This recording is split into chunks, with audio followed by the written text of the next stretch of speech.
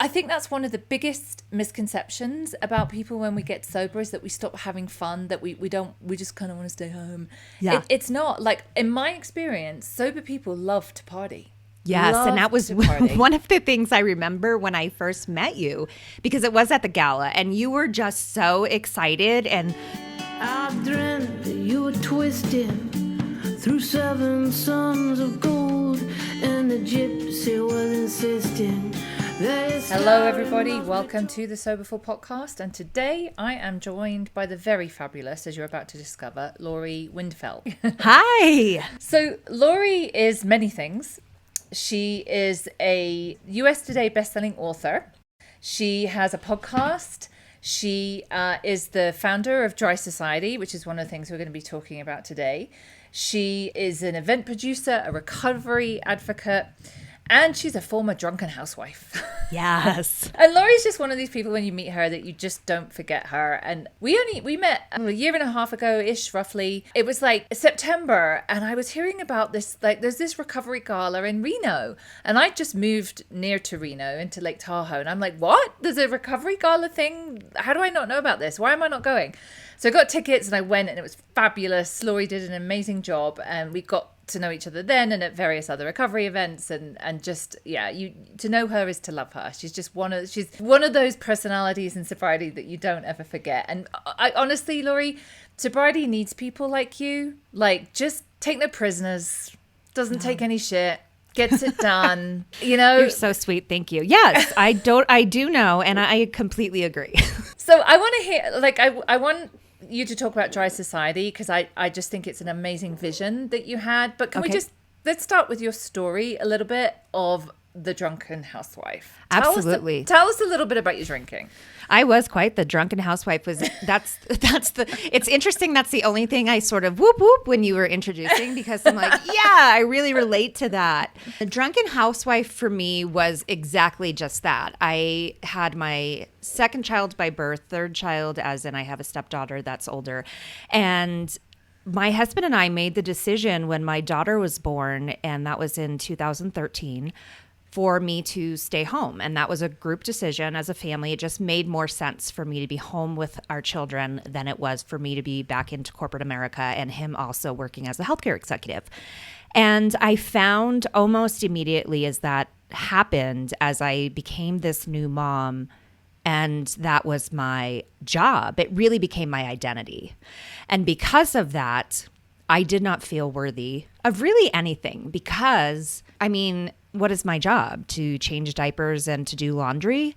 That's truly what I had in my head, versus the brilliance of, I created a child, I kept this thing and those 3 of them alive and well, fed and watered, and they're actually polite.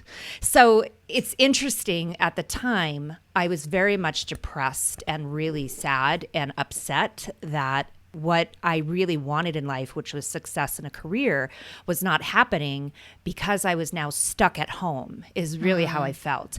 And because of it, my drinking increased dramatically. I was already in the can by then. I think it's just so interesting to look back, and actually talking about it is so funny, because I'm usually on the opposite end of this. So having the conversation about myself and my drinking. I had my baby shower for my daughter Madison. We had it at a wine bar, and that was my choice.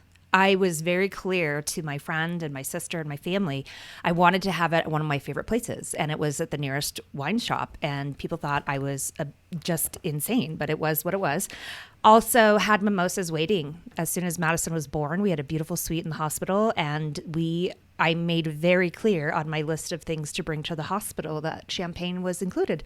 And as soon as she popped out and I woke up, there was the champagne. So I turned to it for everything, really. And unfortunately, because of my history of alcoholism, I 100%, as soon as I have one, I have a million. And I always forget the saying, one is never enough, thousands too many, or thousands too many, one's not enough. Whatever that saying is. So that was my career, the drunken housewife. I did really well at it. My husband, again, as I said, is a healthcare executive. And so we found ourselves in public eye a lot.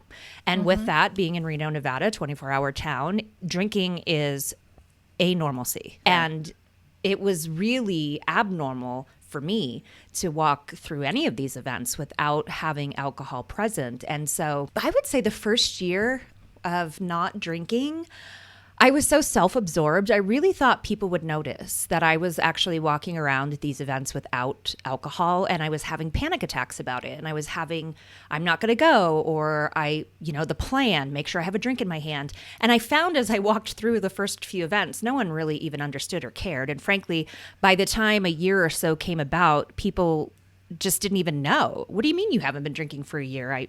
Didn't I see you with wine at the event? No, you sure didn't. So it's interesting. Again, I think the self-absorbed part, I learned a lot in the very beginning of my sobriety. AA was definitely a part of that. It was, I would say, the foundation. And that was what I took mostly, was learning that my obsession, and not only about alcohol, but about myself, and that other people cared what I was doing.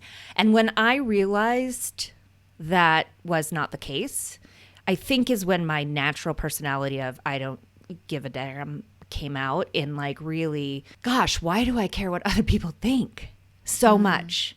And so much that I'm obsessing about it and didn't even know it. And it took me to stop drinking and to learn through these programs that I had other issues than drinking. And one of them was clearly self-absorption, and not always in the wrong way. I mean, a lot of times I would use that for the good as well. But thoughtfulness was definitely around when and where I was going to get my next drink. So with that, I basically, people ask, where were you when you stopped, and what was the situation, my rock bottom. And as we say, not everyone has to have a rock bottom. And I didn't crash a car. I didn't get a DUI. I surely should have. And thank goodness for whoever that higher power is in my life that helped me not get into those situations. I almost lost my family. I just wasn't a decent person to be around. I definitely have had and work on daily issues with rage and anger. And that was never helped by drinking. I wasn't a happy drunk. And so I also, again, was not one to just have one. So it turned out to be not a fun place to be after a while, especially if you were in my life and in my personal life, because I was really able to hide that because of my bubbly personality and because I'm fun to be around. And I was able to hide things. And so, yeah, it was just this great joy to be out in the real world. And then once I got home, I was just a hot mess, and my family had to deal with it. So there was definitely the last straw, and it was get help or get out. I didn't receive that message from anyone particular but myself.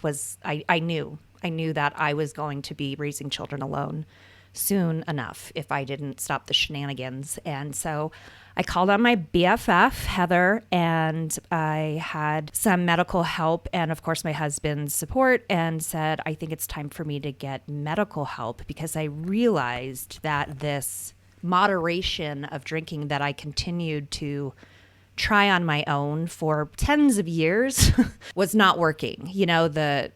And I'm sure you've heard it all, Veronica, the white to the red wine, the wine to the liquor to the beer, to, stopping one to start the other, because that should help. And none of it helped. And I became sick. I not only mentally, I started getting physically ill, and my body was starting to shut down. And that was when I really got scared. And I have had so much support by friends and family. The one moment that I feel like I was able to let go was the last day before I went into treatment. And I was literally sitting on my bathroom floor, and my friend Heather, stood over me and said, Lori, you have to understand, you did not ask for this, just like I did not ask for cancer. And that was my best friend who had just experienced a very, very tumultuous relationship with cancer. And it was hard. And that actually was one of the reasons why I turned to drinking a lot as well. It's because I was really concerned about my friends. And with that, it almost gave me permission to allow myself to agree with getting help and knowing that, you know what, this isn't anything I asked for. I found something accidentally one day in my life that I enjoyed so much that I could not stop obsessing about it. And it was embarrassing and shameful, and I didn't want to stop. And that conversation, of course, along with years of other people and other friends and family in my life cheering me on to stop, that was the one last thing that I just said, you know what, I'm going to let it go and just see what happens. And I just went all in. Can I ask you, so after, when you got sober, what did your sort of drinking crowd, how did they take that? The people you drank with? Well, I'm assuming a lot of those were moms as well. Oh, yeah. I didn't want to have those conversations. And so, yeah, I hit a lot, but the people who I drank with are gone. I mean, I don't even frankly remember most of them. And I had friends that I, of course, through sports with my children and those sort of things, I just stopped going to those type of events. Because even that, I had friends that we would bring thermoses. Just, you know, who's in charge of drinks today when we go watch baseball for 2 hours on a Monday night at 5 p.m. with a bunch of kids around, right? It seems ludicrous now to say that, but it's exactly where my life was. So yeah, I don't talk to those people anymore because I honestly had no other reason to than like my supplier at the baseball field, or, you know, if we were going to wine during lunchtime, like who was actually up for that versus someone I really authentically cared about and wanted to spend time with. Now, did I lose out on some of those friends? I don't even know, to be honest with you, because my drinking friends were truly that. It was a social time. Anybody that I really truly loved and or loved me and understood what was happening in my life is still here. Yeah, that's a really good way of putting it, Lori, is the drinking friends, the what you actually have in common once the alcohol's taken away. I had the same experience. I wasn't a mom, I was single, but once the alcohol was taken away, there wasn't a whole lot there. No. Yeah. And I'm a really deep individual. And so I can't, you said it earlier about the BS, like I can't sit around and just chit chat about things that I frankly don't care about. And that's really what I've gotten into is like, why are we wasting time? Time is valuable. We all know that. And so if we're going to sit around with a bunch of people and enjoy ourselves, let's do it with people we truly respect and love and admire and are authentic, and we're not getting any BS. And I found that those people in my life, I was lucky, stuck around, even though I was I mean, I was fully abusing them in our relationships when I was making choices about our lives based on my drinking only. So one of the things I feel that we have in common, like, because what you were just saying there is part of that time in your life you were a bit lost as well, is that when you got sober, it not only did you get sober and that changed your life, it actually gave you purpose and a career, and that was the same with me. I had no idea what I was going to do with my life, and this just became my, not just it's about me being sober, it's about purpose and alcohol and society and all of that kind of stuff. Yeah. So tell me how that happened. Well, I realized in this year of my sort of finding sober Lori and understanding what that is, I wasn't really finding myself. I was just revealing myself. It was like, this is who I am. And frankly, I didn't change a lot. Still fun, still will dance on a table once in a while if I need to, if I feel the need, if I like it, whatever. I just happen to not be as rude to my friends and family or blackout. So that's fun. But the idea of not talking to people about my journey was slowly going away. I just found so many people in my shoes while I was going through the program in the beginning. My journey was decided to go to treatment. I did a 4-week inpatient stay, mostly worked on trauma and grief and loss. Also at the time didn't drink and was introduced to AA within my treatment facility, and then was asked to do that when I came back out. And that was, again, the foundation of my sobriety. When I walked into those rooms, I was so angry here in Reno because at least 5 people in that room I knew. And not only knew, but first name basis, friends of my husband, colleagues, attorneys, doctors, and I just felt myself get angry. And I love that because of being sober, I was able to feel. And because of my resources, I was able to identify that feeling as anger. And I thought, if this guy would have just told me what he was doing, what his journey had been, he was observing at all of these events while I was walking around like a drunken idiot, I may have been able to stop doing this years before. And it may have just taken that one person to tell me about their story instead of the same people over and over in my life telling me that I need to stop drinking, or the same people over and over in my life approving of my drinking because they too have the same problem. So I realized that being quiet and not talking about journey was only hurting others by not having that. And that was my experience. And so I began to sort of dabble in talking about it more often. And that was really hard as well. Again, my husband being in healthcare and it being so taboo and just approached shamefully. Even when I came back from treatment, I was given an alias by the hospital that he worked for. So I could privately go through psychotherapy and addiction counseling. And at that time, that was really important to me. And at this time, I'm mad about it. Like, why, if I'm walking up the elevator with so-and-so, they're going through the same thing. They're either being amazing professionals by helping people in my shoes, or they are in my shoes, or likely both of them. So it was really important for me to open up and be more vocal about my story. And I wound up in about that year just going from really not talking to anybody but those in the rooms to now being on the cover of a magazine for the local hospital and representing mental health. So it was a whirlwind the first year that I decided to open up about that. And then from there, I've just been blogging and volunteering a ton of time, helping others and coaching. And She Recovers is an organization that I've been involved with for several years that was sort of my secondary push into a group environment, and it was life-saving. And so being able to help others in the same place is like you said, what purpose has become from all of that pain. Yeah, I completely agree with you. And you do a great job of it. One of the things that you've identified, and I feel that this is really true, is the need to just have fun and to socialize sober. And so back when I got sober in 2000 and I was 27, I still wanted to get dressed up and go out and party and dance, but I wanted to do it safely, and I didn't want to do it around drunk people because drunk people were boring and all that kind of stuff.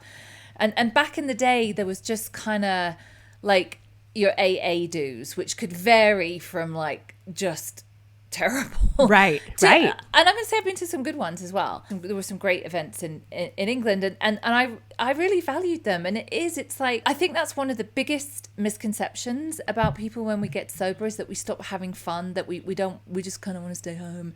Yeah. It's not. Like, in my experience, sober people love to party. Yes, and that was one of the things I remember when I first met you, because it was at the gala and you were just so excited. And I will never forget this. Your husband was very kind and had some comments, really kind comments about the emceeing. And also you were just like, I love this. And it's so fun. And we need this. And sober people are fun. I just remember hearing Veronica go, sober people are fun. And I thought, yes, this is exactly what this is about, because we are. And a lot of people believed that our personality was only fun because of the drinking. And frankly, some of us believed that in ourselves as well, but we don't have the opportunity to show others that that's the case. And that is why Dry Society Social Club became, because I was that person running through these events just dreary and all dressed up and so excited and fun. No, it's not fun, actually, because I've already been verbally abused by some of the women in the bathroom. You know, not at my event, at the drinking events. And just people have their own, they're all in their own little world, which is fine. And I always say I've been there, but to have a beautiful space where you can just be yourself, have fun without anyone questioning what you're up to, what you're doing, what you've been doing. The most important thing to me is the authenticity.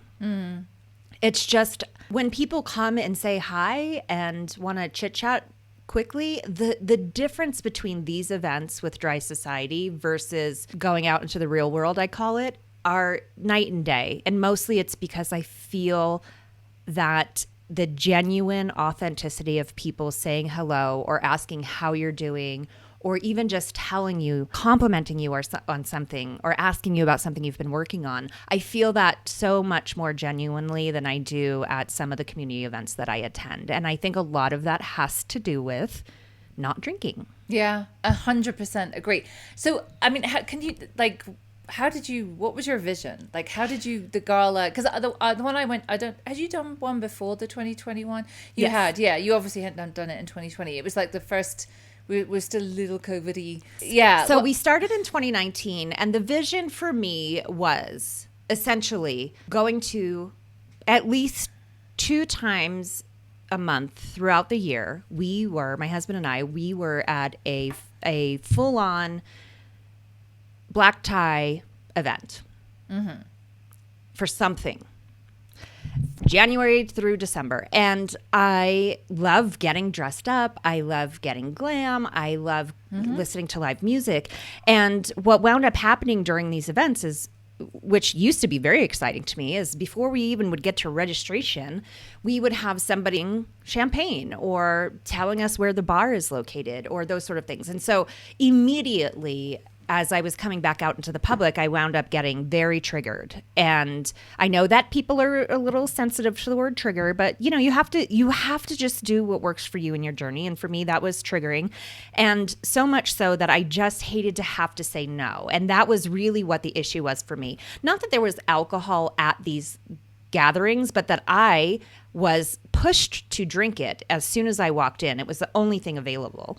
And should I have not had the strength that I do inside to say no, I could have slipped very easily, very many times. Secondarily, there were no options for me as a sober person other than water. And frankly, some of these gatherings... So I can't tell you how many times I've been to events, and I was very complacent. Honestly, it was Chris Marshall who helped me with that a lot. I was so complacent. Alcohol was off the table. I've been to so many events where I've been given tap water. Yeah. It's looking back, I am guilty as the rest of them at my home. Always had a full bar, always had wine open, I go by colors, right? Any red, white, pink, and then all the things. Never did I think about a person coming in that really wanted something other than alcohol. And so I was one of those houses that didn't have an option. Yeah, it was tap water, or I was like, ooh, I think I have some club soda because we were going to make mojitos, but you can use that. And so that was my experience as I was going through these events throughout town. And what was really a drag at that time was that I was embarrassed.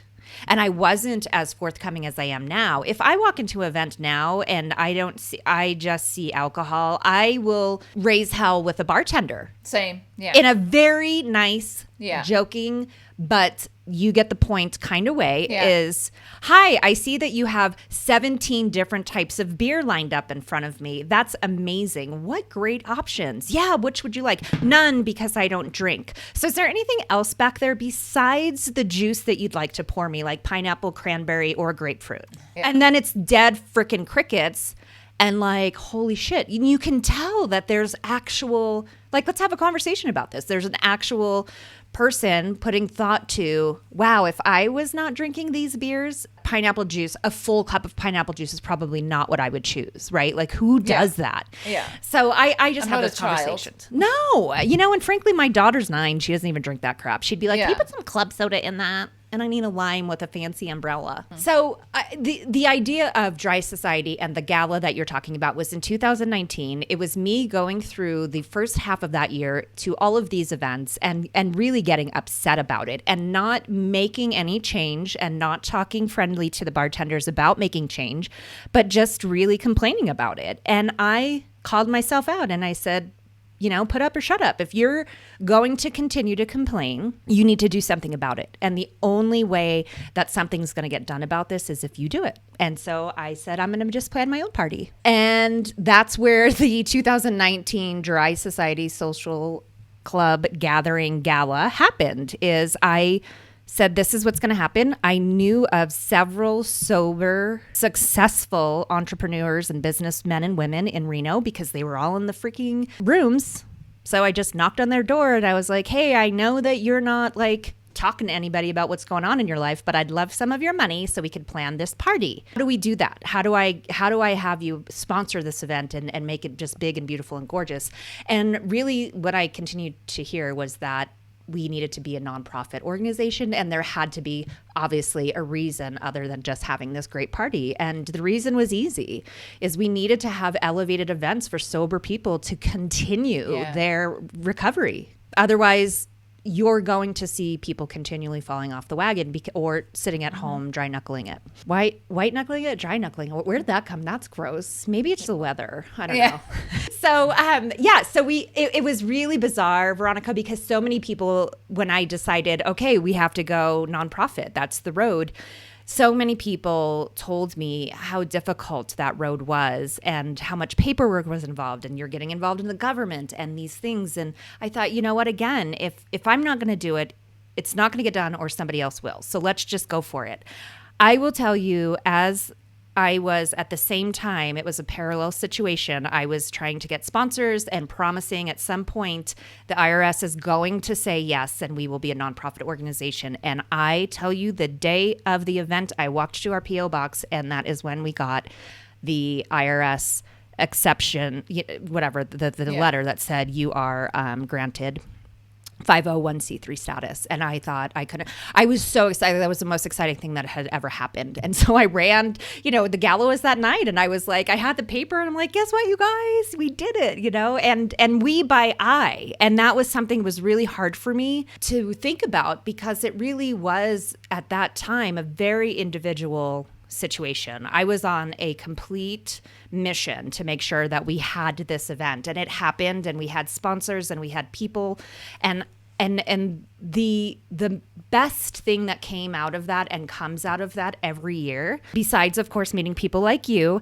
and having that community, is just hearing other people say that they feel normal. It's just so nice to hear people say, I just feel normal being here, and having the opportunity for some. And this is what I love when we talk about, the organization helping the community. Not everybody has experienced an elevated event. Not everybody has gone to a linen table dinner with, all the freaking, the glassware and the stemware and the things. And it's intimidating. And you know what? Why don't you come to this so you can learn about all that? And you know what? If you use the wrong fork, fine. Stab somebody next door with the other one, right? Like, we're just friendly and we're all experiencing it together. And I love that it's 50% usually people that are in or seeking recovery. Some of our tables are filled with the beautiful sober living homes of Reno. And the other half of the room are executives that are either sober themselves or supporting their families, and or supporting the event. And it's just a beautiful combination of people, again, being authentic and enjoying their time. And we always have a wonderful speaker that has something to do with recovery. We always have amazing food. It's part of the requirement in order to participate in our gala. And we have Chris from Sandsbar, Chris Marshall, and to be able to identify different types of drinks. And again, going to that sort of elevated area where we're not just offered a Sprite or a pineapple juice. Yeah. And you know what? That's great if that's what you enjoy, and we'll have that for you too. But what you're not going to find is the liquid courage, as people call it. No. Nope. You might get a little high on sugar, and we have to work on that sometimes. But there's not going to be anything else at the party. So 2019 was the start of Dry Society Social Club. We did a gala that year. 2020 we had to cancel. 22 went on. That's when we met, and then we're having another. Yeah, come to Reno in September. Yeah. It's so much fun. What do you like? So tell me what's next, because I know, like, this is, for me, this feels like your sweet spot. You're a bringer together. You're an organizer. You're a planner. You're great on stage with a microphone. It feels like all of your things come together so well with this. Thank you. Yes, and I agree with that, which is interesting you asked what's next, because I've been working on so many things for so long Yet Dry Society has always been here. So it's interesting to me because I have, I mentioned earlier She Recovers, which is a beautiful organization I've spent a ton of time with. I really almost had a full-time job in volunteering at one point. I did actually work with them as a consultant as well, which was probably 7 or 8 months. But as a volunteer, I realized, again, I am putting my efforts into other things instead of really focusing on what I have here. And I'm not sure why that happened. It may had, it might have had to happen for me to have the experience of that community and to understand what people are really looking for me to feel a little more comfortable with myself and a microphone, because, hosting meetings weekly, for almost 2 straight years. And so I was talking to women, 30 to 80 women a meeting. And, we counted, I think last year, it was over 100 gatherings that I had hosted. And yes, I loved it. Same with the podcast, same with this. I can sit and talk all the time. So I don't know what's next, Veronica, because in addition to this, I am a mom of 3 and a very busy wife. And I find that I have my hands in everything.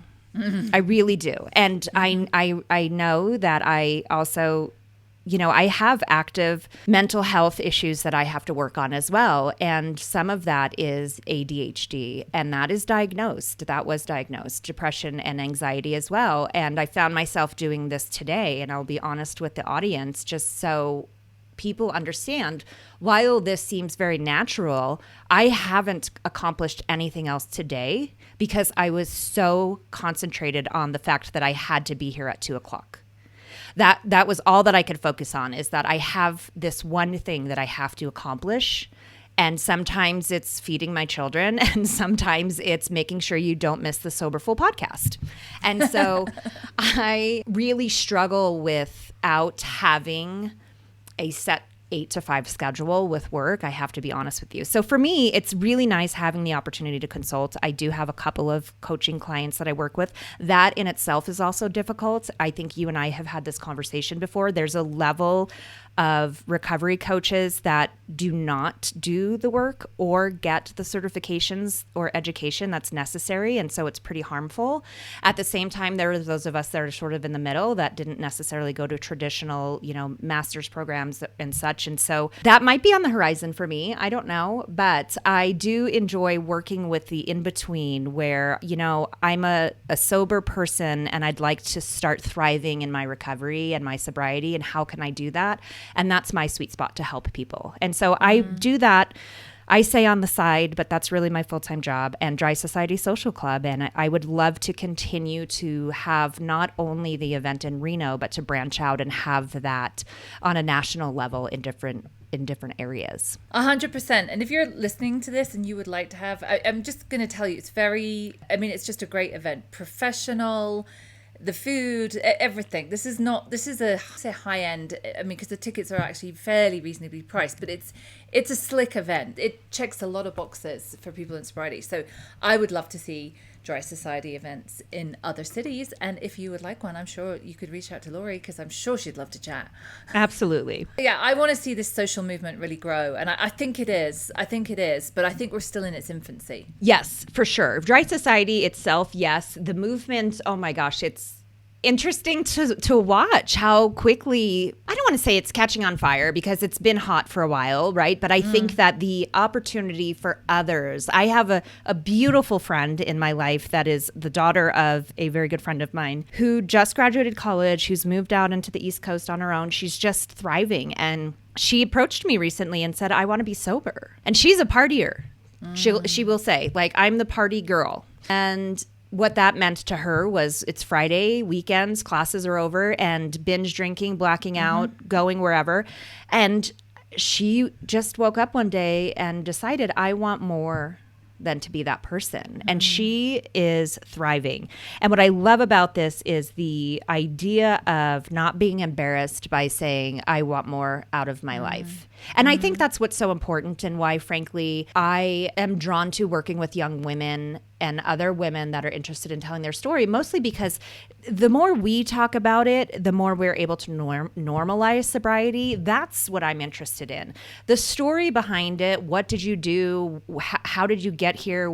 I don't know that it's really that necessary. The fact is, you and I have the same thing going on in life, and that's we want to just treat ourselves better by not ingesting poison. So how do we do that, and how do we have fun doing that? And so it's just lovely, and I love having the opportunity to see this, definitely this movement moving, as said, and with my little friend out there on the East Coast, there's so many options, and it's amazing. I love it. You can actually go to sober bars. Who knew? And I love it. And thank you, Chris Marshall, for starting that off in Austin, Texas, and frankly for being with us every year since 2019. It's just such a refreshing thing to see. And I know that some people get, in every industry, right? But some people get a little sort of, that's mine. I created that, or I came up with that, or that's. I love the idea of everybody doing whatever makes them happy, doing the thing. If it's repetitive, take what you need.